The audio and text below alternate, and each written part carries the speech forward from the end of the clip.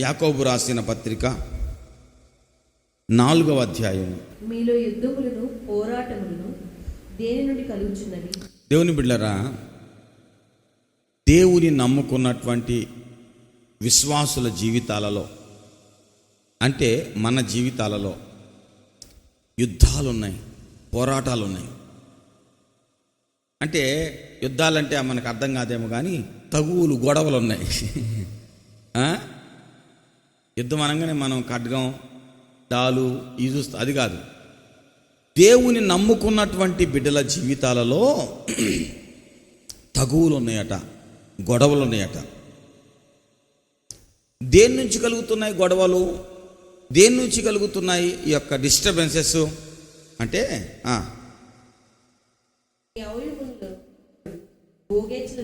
మీ అవయవములలో పోరాడు మీ భోగేచ్ఛల నుండియే కదా.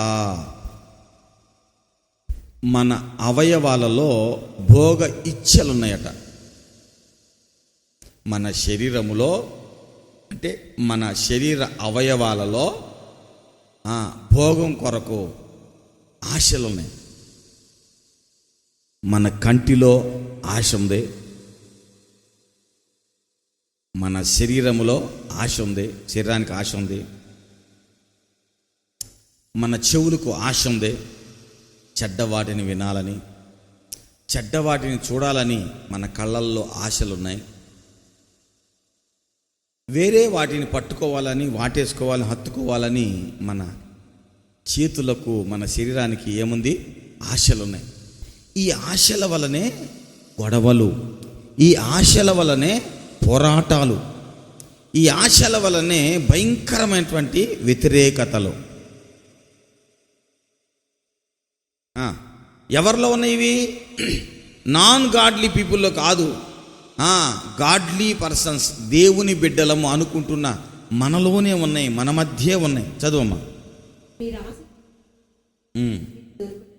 మీరు వేటినో ఆశిస్తున్నారు కానీ అవి దొరకటం లేదు. చదువమ్మా.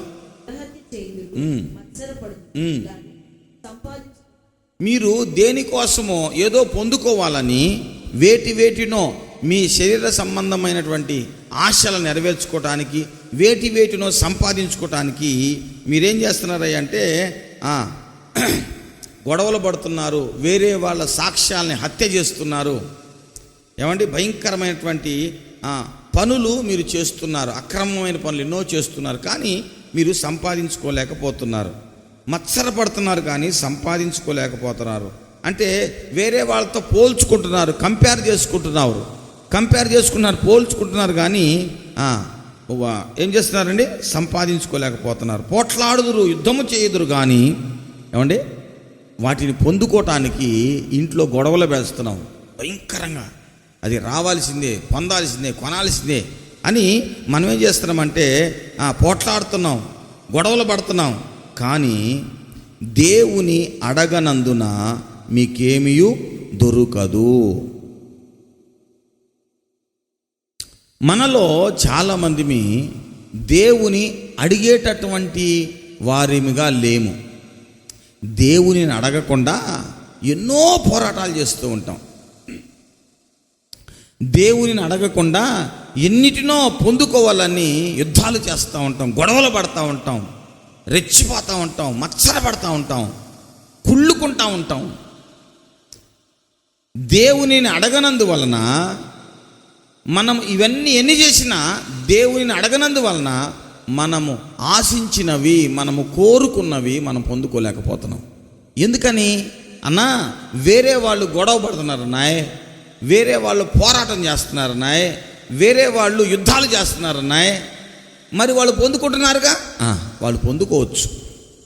నోరు కలిగినటువంటి ఆమె ఏదైనా లోకంలో పొందుకోవచ్చేమో, కానీ దేవుని బిడ్డవైన నువ్వు నోరు కలిగి ఉంటే నీ నోటి వలన లాభం, నీ నోటి వలన నీకు లాభం, నీ నోటి వలన జనాలు భయపడి నీకు మార్గాలు ఇవ్వరు, ఇచ్చేటట్టు దేవుడు అనుమతించడు. ఎందుకని? నీవు దేవుని బిడ్డవు గనుక. గట్టిగా చెప్పలు కొడదాం హల్లెలూయా.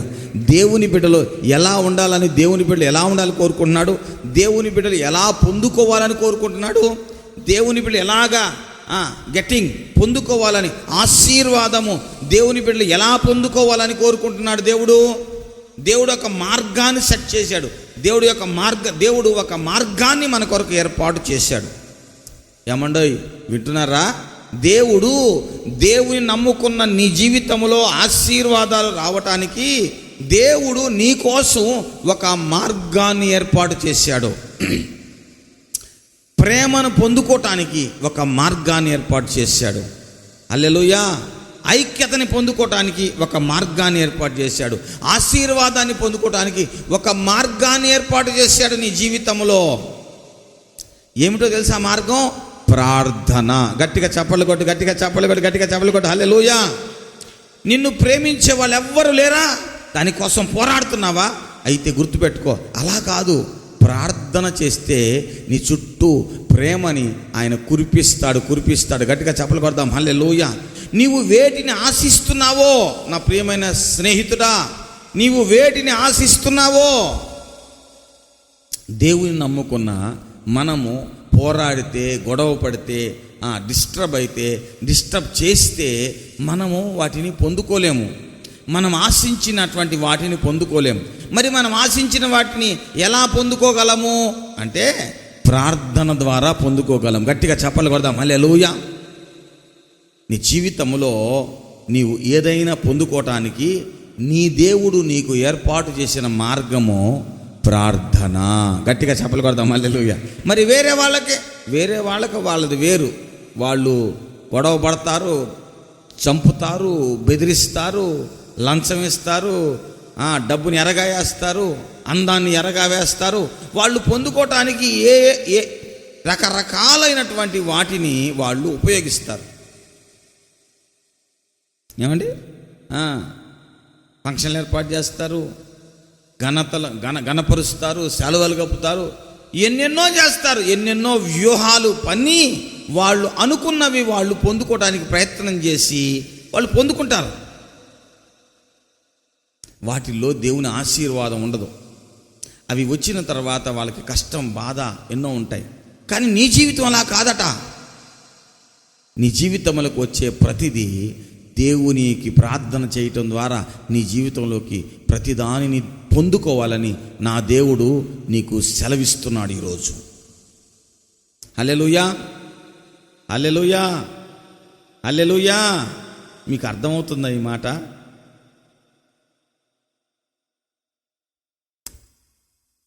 అసలు మీకు అర్థమవుతుందా ఈ మాట? ఈ మాట ఏమైనా సింపుల్ అనుకున్నారు మీరు?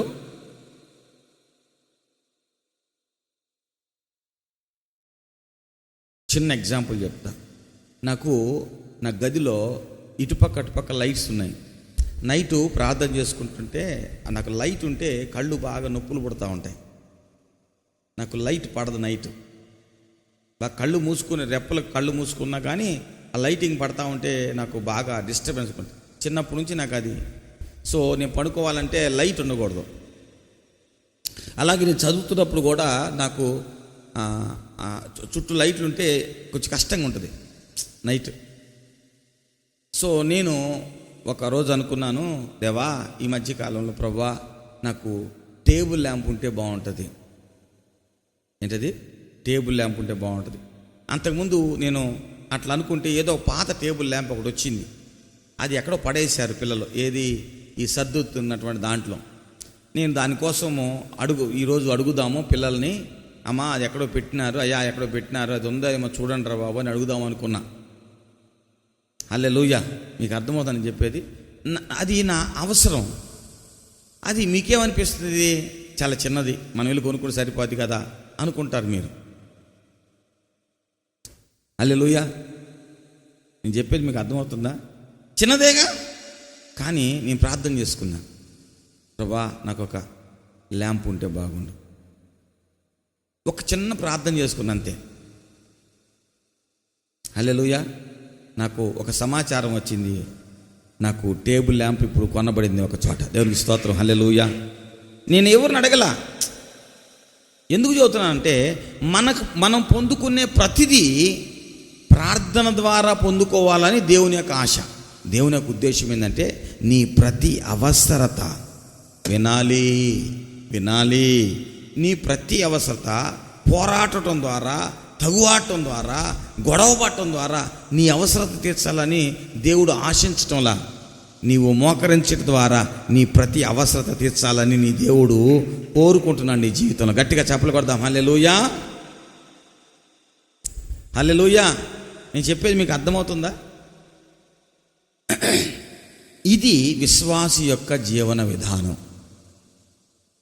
ఇలాగే మనం ఉండాలి. ఈ అనుబెట్టొచ్చింది తెలుసా? దేవునిని పరీక్షిద్దామని నా ప్రారంభ జీవితంలో, నా విశ్వాస ప్రారంభ జీవితంలో నేను డిగ్రీ చదువుకునేటప్పుడు యాంగీచో గారు రాసిన పుస్తకం చదువుతున్నా. అందులో ఆయన రాశాడనమాట, నాకు టేబులు, బల్ల, కుర్చీ అని కొన్ని 3 వస్తువులు, సైకిల్, ఈ 3 కావాలి అని ప్రార్థన చేసుకున్నాడంట ఆయన, స్పష్టంగా అడగాలని. ఆయన ఏంటంటే స్వస్థత నొందాడు. యేసు ప్రభు సేవ చేయడానికి సిద్ధపడ్డాడు. దేవుడు రమ్మంటే సేవకు వచ్చాడు. ఒక పాత టెంట్ మురికాల పక్కన వేసుకొని సేవ చేస్తున్నాడు. అందులో, దేవా నువ్వు గొప్ప దేవుడివి, మహా గొప్ప దేవుడివి, బైబిల్ చదువుతూ ఉంటే అంతా నీ ఐశ్వర్యవంతుడివి, నువ్వు ఆశ్రయించే దేవుడిని కనపడుతుంది, నా బతుకెందుకు ప్రభు ఎట్లా ఉంది? అట్లా కాదు, నాకు ఒక బల్ల కావాలా, ఒక కుర్చీ కావాలా, ఒక సైకిల్ కావాలా అని ప్రార్థన చేసుకున్నాడు స్పష్టంగా. ఆయన ఏమైతే ప్రార్థన చేసుకున్నాడో అవి ఆయనకి దేవుడు అనుగ్రహించాడు. 3 నెలల్లో అన్నీ వచ్చేసి 3. అది చదివి నేనేమనుకున్నానంటే, అబ్బా నేను కూడా దేవుని అడగాల. ఎందుకంటే నేను బుధవారం మా చర్చికి వెళ్ళాలి. నా సైకిల్ పంచర్ పడింది. సైకిల్ పంచర్ పడింది. నాకు పెన్ను, పెన్సిల్ కావాలి, బుక్ ఒకటి కావాలి, ప్రభా ఇవి కావాలి. మొత్తం అప్పుడు లెక్కేసుకుంటే నాకు ఎంత అయింది అంటే 3 రూపాయలు అయింది. అప్పట్లో 3 రూపాయలు సరిపోతాయి. ప్రార్థన చేయటం ప్రారంభించా. దేనికోసం? 3 రూపాయల కోసం. మీరు నవ్వుతారు కానీ నీది నిజం. 3 రూపాయల కోసం. ఇప్పుడైతే మా అయితే ఒక 30 రూపాయలు ఇద్దాము. 30 అయితే 50 రూపాయలు అయితే 30 రూపాయలు అయితే లేదా 40 రూపాయలు, 30 రూపాయలు కోడి. నేను ప్రార్థన చేస్తున్నా, ప్రభా నువ్వు దేవుడు అయితే నన్ను రక్షించిన వాడివి కదా, నాకు ఈ 3 రూపాయలు. నేను మా నాన్నకు ఫోన్ చేయను. మా నాన్నకు ఫోన్ చేసి నాకు 500 రూపాయలు పంపిస్తాడు. ఇప్పుడు నేను ఫోన్ చేయను, నాకు ఇవ్వు. నాకు తెలియాలి నువ్వు ఉన్నావని. నాతో అందరితో మాట్లాడుతున్నావు, నాతో మాట్లాడవా, నేను నీ బిడ్డను కాదా అని ప్రార్థన చేస్తున్నా. రోషం కలిగి ప్రార్థన చేస్తున్నా. నా అవసరం ఇది, నీ ద్వారానే నా అవసరం తీర్చబడాలా, నాకు సాయం చేయి అని ప్రార్థన చేస్తాను. ఎట్ట ప్రార్థన చేస్తాను? మధ్యాహ్నం నుంచి ప్రార్థన చేస్తున్నా, పని అవ్వట్లా, లాభం లేదు. రాత్రి అన్నం తినకుండా ప్రార్థన చేస్తాను. ఉపవాస ప్రార్థన చేస్తాను, నువ్వు ఇస్తామంటగా. ఉదయం పూట లేచి కూడా నైట్ అంతా ప్రార్థన చేస్తున్నా, నువ్వు చెయ్యి, నువ్వు చేస్తావా లేదా. ఉదయం పూట లేచి మళ్ళీ ప్రార్థన చేస్తాను, టిఫిన్ మానేసి పిచ్చోడాల. 10 గంటలకి ఒక స్వరం వెనక నుంచి వినపడుతుంది. అది నాలో నుంచి వినపడుతుంది, వెనక నుంచి వినపడుతుంది తెలియదు, కానీ ఒక స్వరం వినపడుతుంది, చాలా మెల్లని స్వరం. పాత పేపర్లు అమ్ము అని. పాత పేపర్లు ఏడండేడా అని చూస్తుంది. ఎటు పక్క చూసినా ఈ ఆడ పేపర్ లేవు. అంటే వెనుక తట్టు తిరుగుము. భాష భలే ఉంది ఆ భాష. సరే వెనక తిరిగి చూస్తే మొత్తం వెతికే ఛాన్స్ వెతికిన తర్వాత వెనుక తట్టు తిరుగుము అని, అల్మరా చూడము, వెనుక తట్టు తిరుగు, వెనుకొక చూడు అని తిరిగి చూస్తే పేపర్లు ఉన్నాయి, న్యూస్ పేపర్లు ఇన్ని.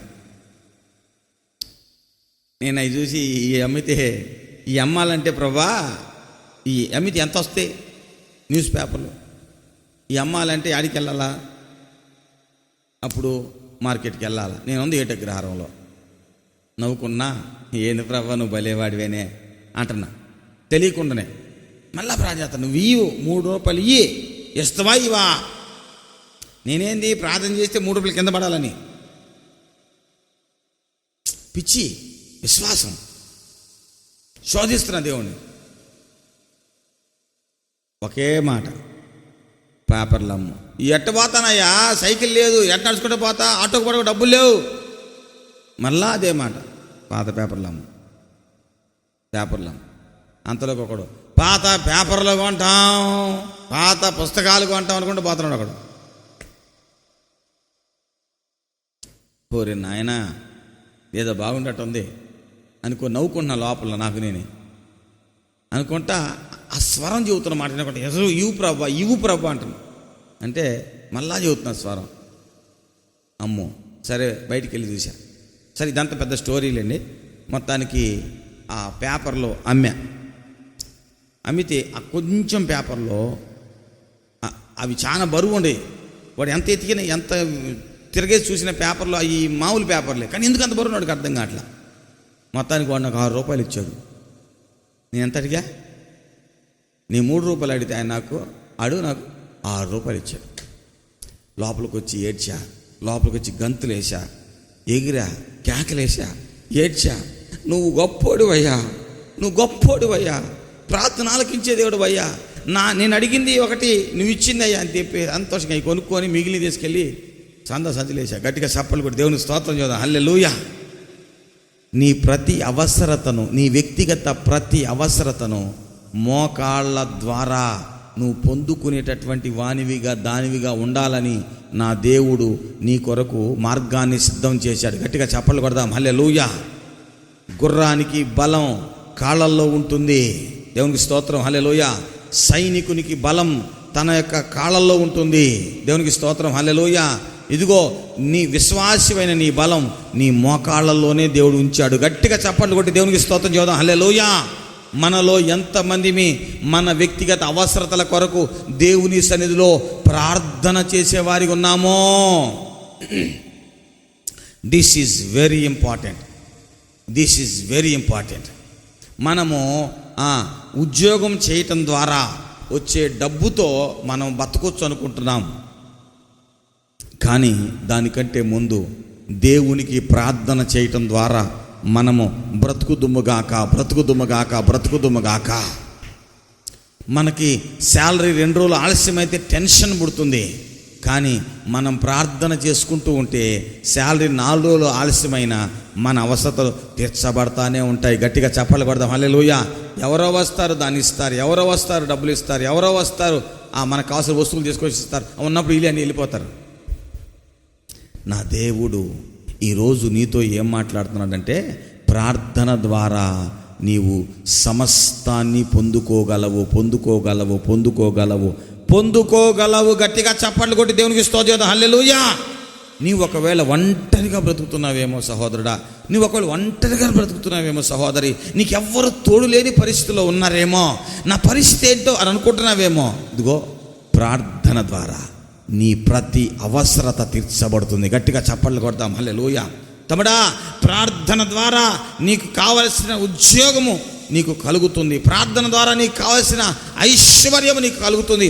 ప్రార్థన ద్వారా నీకు కావలసిన ఆరోగ్యము నీకు కలుగుతుంది. గట్టిగా చప్పట్లు కొట్టి దేవునికి స్తోత్రం చెబుదాం. హల్లెలూయా. హల్లెలూయా. హల్లెలూయా. హల్లెలూయా. మనలో ఎంతమంది ప్రార్థన చేయటం అలవాటు అయినటువంటి వారిగా ఉన్నాము? ఇది చాలా ప్రాముఖ్యమైన విషయం. మనలో చాలామంది ప్రార్థన చేసే అలవాటు కలిగినటువంటి వారం కాము. నా ప్రభు అంటున్నాడు, నువ్వు ప్రార్థన చేసేటటువంటి వాడివైతే నీ ప్రతి అవసరత దేవుడు తీర్చాలనుకుంటున్నాడు. నువ్వు ప్రార్థన చేసుకునేవాడివైతే ఆయన నిన్ను స్వస్థపరచాలనుకుంటున్నాడు. నువ్వు ప్రార్థన చేసుకునేవాడివైతే నీ యొక్క శాలరీని ఆశీర్వదించాలనుకుంటున్నాడు. ప్రార్థన చేస్తున్నామా? హలో, నీకు బట్టలు కావాలా? నాకు ఆ డబ్బులుండే, I go and I buy. Stop it in the name of Jesus. నువ్వు ముందు ప్రార్థన చేసుకోవాలి. ప్రభా, నాకు సరైన బట్టలేవా? నాకు డబ్బులనే నేను వెళ్ళనయ్యా, నువ్వు ఉన్నావని వెళ్తా. నువ్వుంటే 1000 రూపాయలు 100 రూపాయలకి ఇవ్వగలవు. నువ్వుంటే నేను కొన్న 100 రూపాయల ఆ యొక్క వస్త్రాలు నాయనా ఎవ్వరి కన్ను నా మీద పడకుండా ఉండేటట్లు, నా అందం ఎవరికి కనపడక ఉండేటట్లు చక్కని నప్పేటటువంటి వస్త్రాలు ఇవ్వగలవు. నువ్వయ్యా, నువ్వు ఇయ్యి, నువ్వు రా. నేను స్పెట్స్ కొనుక్కోవడానికి వెళ్తున్నాను ప్రభా, నేను కొనుక్కోవడానికి నాకు సహాయం చేయవా? నీకు డబ్బులు ఉండొచ్చు, నీకు వెహికల్ ఉండొచ్చు, but you must ask him for each and every need of your life. గట్టిగా చప్పట్లు కొట్టి దేవుని స్తోత్రం. Hallelujah. The Lord is my shepherd, I shall not be in want. యెహోవా నా కాపరి, నాకు కొదువ లేదు, నాకు లేమి లేదు అని నీవు చెప్పగలగాలి. రాజైన దావీదు అన్నీ ఉన్నవాడు పలుకుతున్న పలుకు ఏమని?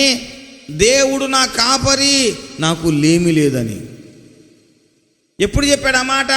గొర్రెలు కాసుకునేటప్పుడే చెప్పాడు, రాజైనా కూడా చెప్పాడు. అన్నీ ఉన్నప్పుడు అదే చెబుతున్నాడు, ఏమీ లేనప్పుడు అదే చెప్పాడు. తన జీవితంలో ఒత్తిడి కలిగినప్పుడు అదే చెప్పుకుంటున్నాడు. దేవుడు నీ కాపరి. తనకున్నవన్నీ, తన భార్యలు, పిల్లలు, సంపాదించిన ఆస్తి మొత్తం కొల్లబెట్టబడింది. అప్పుడు కూడా దావీదు దేవునికి మోకరించి అడుగుతున్నాడయ్యా, ఏం చేయమంటావు నన్ను? నువ్వేం చెబితే అది చేస్తా. దేవుడు అన్నాడు, తరుము, నువ్వు మొత్తాన్ని సంపాదించుకుంటావు. తరమంటావా? తరుము. హీ వెంట్, వెళ్ళాడు, మొత్తాన్ని శత్రువులందరినీ వధించాడు, మొత్తాన్ని తిరిగి సంపాదించుకున్నాడు. గట్టిగా చప్పట్లు కొడదాం. హల్లెలూయా. దావీదు సమస్తమును సంపాదించుకున్నాను. ఎందుకని? ఆయన మోకాళ్ళ మీద నిలబడ్డాడు. హల్లెలూయా. ఆయన మోకాళ్ళలో శక్తి ఆయనకి జ్ఞాపకం వచ్చింది. నా ప్రియమైన సహోదరి, నీ వ్యక్తిగత అవసరాల కోసం నీకు డబ్బులున్నా, నీకు బంధువులున్నా, నీకు కారులున్నా, నీకు మేడలున్నా, నీకు ఏమున్నా, నీ ప్రతి అవసరం దేవుని నుండి నీకు కలగాలని, దేవుని వల్లనే కలుగుతుందనే విశ్వాసంతో నీకు ఉండాలి. డబ్బున్నా నీ నమ్మకం డబ్బులు ఉండకూడదు. నీ నమ్మకం డబ్బులో ఉండకూడదు. నీ నమ్మకం దేవునికి నీకు మధ్య ఉన్న బంధములో ఉండాలి. గట్టిగా చెప్పలు కొడదాం. హల్లెలూయా. దేవునికి నీకు మధ్య ఉన్న బంధమే ప్రార్థన. Prayer is not a calculation. Prayer is not a clear vision. Prayer is not, ఏమండి, ఇవన్నీ కాదు ప్రార్థన అంటే. Prayer is not receiving, prayer is not worshipping. ఇవన్నీ కాదు ప్రార్థన అంటే. ప్రార్థన అంటే దేవునితో నీకున్న బంధం. గట్టిగా చెప్పలు కొడదాం. హల్లెలూయా. ఆఫ్ కోర్స్ అవన్నీ కావాలి, బట్ అసలైంది ఏంటంటే ప్రార్థన అంటే దేవునితో నీకున్న బంధం. మనలో ఎంతమంది మీ అడగటం ద్వారా పొందుకుంటున్నాము? హల్లెలూయా. హల్లెలూయా. నీకు బాగలా, నిజమే, హెల్త్ బాగలా, సరే నువ్వు ఫ్రూట్స్ తీసుకోమని డాక్టర్ చెప్పాడు, ఫ్రూట్స్ తీసుకొని తగ్గిపోయింది. హల్లెలూయా. No stop. ప్రభా, డాక్టర్ గారు ఏం చెప్పాడో వెళ్ళాను, చెప్పాడు, నాకు డాక్టర్ గారి మీద నమ్మకం లేదు. ఫ్రూట్స్ తినమన్నాడు, తింటున్నా. కానీ నా బైబిల్ గ్రంథం నాకు చెప్పింది ఏమంటే, యెహోవా రాఫా, నిన్ను స్వస్థపరచు యెహోవాను నేనే అని నువ్వు చెప్పావు. కాబట్టి నేను మానవ పరంగా ఆరోగ్యం బాగున్నప్పుడు వైద్యుని సంప్రదించడం అనేది మానవ విధి, నేను చేస్తున్నా. కానీ నా నమ్మకం ఇందులో లేదు. హల్లెలూయా. నా నమ్మకం ఇందులో లేదు. యుద్ధమునకు రథములను సిద్ధం చేయటం కద్దు, కానీ రక్షణ యెహోవా ఆధీనం. హల్లెలూయా. అంటే మనకి ఆరోగ్యం కలిగేటట్లు మన జీవన విధానాన్ని సెట్ చేసుకోవటం మంచిది, నీళ్లు తాగటం మంచిది, చాలా ఉన్నాయి. న్యాచురల్గా మనం చేయాల్సిన పనులన్నీ మనం చేయాలి. ప్రతి మనిషి ఖచ్చితంగా రోజుకి కొన్ని లీటర్ల నీళ్లు తాగాలి. నీళ్లు తాగకపోతే ఖచ్చితంగా రోగం వచ్చింది. ఎందుకని అంటే అది దేవుడు పెట్టే నియమం, దానికి మనం లోబడాలి. కానీ మనం మంచినీళ్ళు తాగినంత మాత్రాన ఆరోగ్యం వస్తుందా అంటే, లోకంలో ఉన్నటువంటి వాళ్ళకి ఆరోగ్యం వస్తుంది. కానీ నాకు మాత్రం మంచి నీళ్ళ కోసం కూడా ప్రార్థన చేసుకుంటాను. హల్లెలూయా. నేను నాకు ఇచ్చినటువంటి ఆహార పదార్థాలంటి కోసం ప్రార్థన చేసుకుంటాను. నేను ఆహార పదార్థాల ద్వారా నేను ఆరోగ్యం కలిగి ఉంటున్నాను అనే దాన్ని సాక్షి చెప్పను. నేను ప్రార్థన చేసుకోవటం ద్వారా నా ఆహారము దీవించబడిన ఆహారాన్ని భుజించగా నేను ఆరోగ్యాన్ని పొందుకున్నానని చెప్పగలగాలి. వాడే నిజమైన విశ్వాస యోధుడు. ఇప్పుడు రాత్రంతా నేను పడుకోవాలా, రాత్రంతా ప్రార్థన చేస్తూనే ఉన్నా. Whole night I'm praying. మరి రోజు అట్లానే ప్రార్థన చేసుకోవాలా? నిద్రపోకున్నట్టు కాదు. మనం తప్పకుండా దేవుని నియమాలను ఫాలో అవ్వాలి.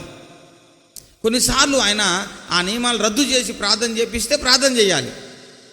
కానీ నా మాట జాగ్రత్తగా వినండి. కానీ మన ఆరోగ్యం దేవుని వల్లనే మనకు కలుగుతుంది అనేటటువంటి దాన్ని మనం పటిష్టంగా మనం నమ్మగలిగినప్పుడు మన విశ్వాస స్థాయి వేరేగా ఉంటుంది. మనము విశ్వాసాన్ని ఆస్వాదించాలి. నేను మీతో పంచుకుంటున్న మాట ఏంటంటే, నీ జీవితంలో మర్చిపోకుండా గుర్తుపెట్టుకో. ఇది మర్చిపోతే ఏం చేయలే, నేను ఎప్పుడేం చేయలేను, నేను బాగు చేయలేను. నువ్వు ఎంతైనా సాధన చేయి, చదువు ఎంతైనా. వేరే వాళ్ళు కష్టే ఫలి అంటారు, నువ్వేమనాలంటే ప్రార్థనే ఫలి అనగలగాల. దేవస్తోత్రం, హల్లెలూయా. వాళ్ళు కష్టే ఫలి అంటారు, వాళ్ళకి కష్టం ద్వారా ఫలం వస్తుంది. నీకు విశ్వాస ప్రార్థన ద్వారా ఫలం వస్తుంది. ఇది దేవుడు నాకు ఏర్పాటు చేసిన మార్గం, ఇదే త్రోవ, ఇందులోనే నడవాలి. నువ్వు సపోజ్ జర్నీ ప్రారంభించావు, ప్రభా నా ప్రయాణంలో తోడుగుండు. నేను అసలు ఎట్టాటి రిజర్వేషన్ కూడా నేను చేసుకుంది. నేను అసలు మామూలు కాదు, నా బండి ఫస్ట్ క్లాస్లో రిజర్వేషన్ చేసుకున్నా, తిరుగులేదు, వెళ్ళిపోతా అంతే. నీ నమ్మకం ట్రైన్ మీద, నీ నమ్మకం టికెట్ మీద, నీ నమ్మకం భారతీయ రైల్వేల మీద ఉందేమో. కానీ నిజంగా నేనైతే నా నమ్మకాన్ని దేంట్లో పెట్టుకుంటానంటే నా దేవునిలో పెట్టుకుంటా. ప్రభా మరి వెళ్తున్నా, నాతో రావా, దేవుడు నాతో వస్తున్నాడని నమ్మకంతో నేను వెళ్ళిపోతూ ఉంటా. ట్రైన్ పోయినా, ట్రైన్ మిస్ అయినా ఆయన నాకు తోడుగున్నాడు, ఆయన నాతో ఉన్నాడు. నేను అక్కడికి వెళ్తాను, నేను హైదరాబాద్ వెళ్తాను, నా ప్రభువును తీసుకెళ్తాడు, నేను ప్రార్థన చేసుకున్నాను, అంతే. ఇవి మీరు వినటానికి చాలా చిన్నగా అనిపిస్తుంది, నేను మళ్ళీ చెబుతున్నా కదా, చాలా చిన్నగా అనిపిస్తాయి. కానీ ఇదే దేవుడు నియమించిన మార్గం. హల్లెలూయా. మనము ప్రార్థన చేయటం అనేది ఒక్కటి మాత్రం మనకి ప్రార్థన కాకుండా మనం ఏదైనా చేస్తాం. వీ కెన్ డూ ఎనీథింగ్, మనం ఏదైనా చేస్తాం ప్రార్థన చేయకుండా. మనం మన సొంత బలం మీద ఆధారపడి పనిచేస్తాం, మన సొంత జ్ఞానం మీద ఆధారపడి పనిచేస్తాం. అది ప్రతి మనిషికి పుట్టుకతో వచ్చిన అలవాటు కదా. అయితే నా దేవుడు అంటున్నాడు, నువ్వు ఆ అలవాటును బట్టి బ్రతకకూడదు. నా దయ, నా ప్రేమ, నా వాత్సల్యత, నాతో ఉన్న బంధాన్ని బట్టి నువ్వు బతకాలని నేను నియమించాను అంటున్నాడు దేవుడు. హల్లెలూయా. కారణం ఏంటి? నేను మొట్టమొదట దేవునికి ఎందుకు ప్రథమ స్థానం ఇస్తానంటే, నాకు ముందు దేవుడే చెప్పాడు నువ్వు పోతావు రాడికని. నీ కరోనా వస్తుంది, నువ్వు అడ్మిట్ అవుతావు, దేవుడు చెప్పాడు ముందే. సో దేవుడే నాకు అన్నిటి సమకూర్చాడు. ఆ తెగింపు బిడ్డలకి దేవుడే ఇచ్చాడు. సంఘస్థులందరూ ఉపవాసం ప్రార్థన చేశారు. కానీ నేను దేవునితో గడుపుతూ ఉన్నా, నేను మొట్టమొదట ప్రార్థన చేసుకుని వెళ్తా కూడా ప్రార్థన చేసుకున్నా, పడుకొని ప్రార్థన చేసుకుని లేచి. ఎందుకు చదువుతుంది తెలిసే మాట దేవుని బిడ్డారా, నీకు ప్రతిదీ దేవుని నుండి పొందుకోవటం అనేది దేవుడు నీకు ఇచ్చిన మార్గం. గట్టిగా చప్పట్లు కొట్టి దేవుని స్తోత్రం, హల్లెలూయా. కానీ దేవుని స్థానాన్ని పొరపాటును కూడా వాళ్ళకి ఇయ్యను. కారణం ఏంటి? నేను ప్రతిదీ దేవుని నుండి పొందుకోవటం నా చిన్నతనం నుంచి నేను అలవాటు చేసుకున్నాను. గట్టిగా చప్పట్లు కొట్టి దేవుని స్తోత్రం, హల్లెలూయా. నన్ను వాళ్ళు ఎంత బాగా చూసుకున్నా, నాకు పంచపక్ష పరమాణాలు పెట్టినా, నేను దేన్ని నమ్ముతానంటే, ప్రభా ఈ పంచపక్ష పరమాణాలు నువ్వు ఇవ్వాలనుకున్నావు, ఆ బిడ్డకి ఆ మనసు ఇచ్చావు, ఆ బిడ్డను ప్రేరేపించావు, నా పట్ల అంత ప్రేమ నా బిడ్డలో పెట్టావు, నీకు వందనాలు ప్రభా, ఆ కుటుంబాన్ని ఆశీర్వదించు ప్రభా అని ప్రార్థన చేస్తాను తప్పించి, వమ్మో ఆ కుటుంబం నాకు పంచాభక్ష పరమాణాములు పెట్టినారు అని ఆ కుటుంబం నాకు స్తోత్రం అని చెప్పను పొరపాటును కూడా. సంఘం ఎంతో డబ్బులు ఈ చర్చ్ నిర్మాణం కోసం ఇచ్చారు. కొంతమంది ఆస్తులు అమ్ముకున్నారు, వాళ్ళ పొలాలు అమ్మారు, స్థలాలు అమ్మారు, ఎంతో త్యాగం చేశారు. నేను వాళ్ళందరికీ కృతజ్ఞత కలిగి ఉంటా, ఎప్పుడు కృతజ్ఞత కలిగి ఉంటా. వాళ్ళ త్యాగం ఇక్కడ ఉంది, నేను వాళ్ళని మర్చిపోను. రాత్రంతా ప్రభు సందు గడిపి ఈరోజు నేను నిలబడి మీతో మాట అబద్ధం చెప్పను. నేను నా పాయింట్ ఏంటి తెలుసా? కానీ వాళ్ళందరూ అలా ఇవ్వటానికి దేవుడు నాకు ముందుగానే 6 నెలల క్రితమే నాకు చెప్పాడు. దేవుడు, నేను నీకు ఎన్ని సెంట్ల స్థలం ఇవ్వాలి, 10 సెంట్లు 5 సెంట్లు 10 సెంట్లు ఇవ్వమన్నా. దేవుడు 12 సెంట్ల స్థలాన్ని ఇచ్చాడు. గట్టిగా చప్పలు కొడదాం, హల్లెలూయా. ఇవన్నీ ఎలా సాధ్యమైనవి? How can be possible? ఎలా సాధ్యమైన ఇవన్నీ ఎలా సాధ్యమైన అంటే మోకరించి ప్రార్థన చేయడం ద్వారా, ప్రతిదీ దేవుని దగ్గర నుంచి పొందుకోవడం ద్వారా మాత్రమే సాధ్యమైనవి అని చెప్తాను. దేవునికి స్తోత్రం, హల్లెలూయా. నా ప్రియమైన దేవుని బిడ్డ, if you are failing to kneel down before God, నువ్వు దేవుని ముందు మోకరించడంలో విఫలమైతే నువ్వు అందరి మీద ఆధారపడుతూ, అందరి దయ, అందరి దాక్షిణ్యం కొరకు ఎదురు చూస్తూ బ్రతకాలి. నీ గవర్నమెంట్ కోసం, నీ గవర్నమెంట్ దయ మీద ఆధారపడి బ్రతకాలి. ఎప్పుడు ఇస్తారో ఆ కలెక్టర్ గారు ఎప్పుడు సంతకం పెడతారని వాళ్ళ దయ మీద ఆధారపడతాం. కానీ నువ్వు దయాప్రాప్తుడివి ఎప్పుడు మోకరించి ప్రార్థన చేసుకునేవాడివి అయితే అన్నీ సకాలానికి టకామని వస్తాయి. గట్టిగా చప్పలు కొట్టి దేవుని స్తోత్రం, హల్లెలూయా. మనము ప్రార్థన చేయటం ద్వారా సమస్తాన్ని పొందుకోవాలని మన ప్రభువు మనకు ఒక మంచి నియమాన్ని పెట్టాడు. ఉదయం పూట లేవగానే, ప్రభువా ఈరోజంతా నాకు చక్కని ఆరోగ్యం ఇదిగో ఏమండి, ఎవరిచ్చారు నీకు శ్వాసని?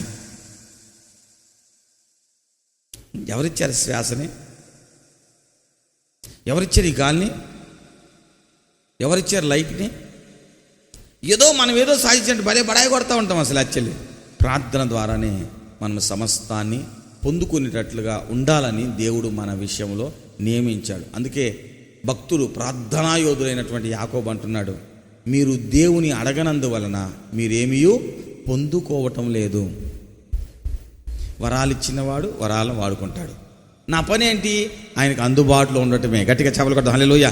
నేనంటూ ఏమన్నా చేయటం అంటూ ఏమైనా ఉందంటే, నేను చేసే తప్పేంది అంటే ఆయనకు అందుబాటులో ఉండకపోవటం, నేను చేసే మంచి ఏంటి అంటే ఆయనకు అందుబాటులో ఉండటం. నా ఒక్కడిదే కాదు, ఇది నీకు కూడా చెందేటటువంటి విలువైన సూత్రం. Are you available to your God, for your God? దేవుడు మిమ్మల్ని దీవించి ఆశీర్వదించునుగాక.